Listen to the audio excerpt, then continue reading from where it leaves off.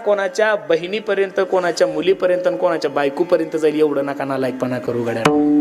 2 दिवसापूर्वी त्यांनी कीर्तनात सांगितलं की कीर्तन करायची सुद्धा इच्छा राहिली नाही. अरे त्यांनी कीर्तनात सांगितलंय तुम्हाला आणि मला की गरिबांनी कर्ज काढून लग्न करू नका. ठीक आहे, मान्य आहे. आता लोक काढतात म्हणून त्यांनी सांगितलंय. अरे पण त्यांची परिस्थिती तुमच्या आणि माझ्यापेक्षा चांगली आहे. संप्रदायात एवढं मोठं 30-35 वर्षापासून जो माणूस दररोज 2-2, 3-3 कीर्तन करतोय, बोलणाऱ्या माणसाने थोडा विचार केला पाहिजेत की आपण कोणाला बोलतोय, काय बोलतोय, काय चाललंय महाराष्ट्रामध्ये मला काही कळत नाही महाराज. अरे कीर्तनकार आहे, तो पुढारी नाहीये, राजकारणी नाहीये. त्या माणसामुळे 1000 मुलांनी आतापर्यंत माळ्या घातलेल्या आहे.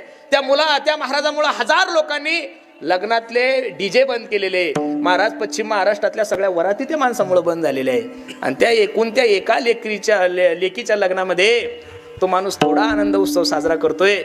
तर आपण लोकांनी काही बी तोंड सुख घ्यायचं.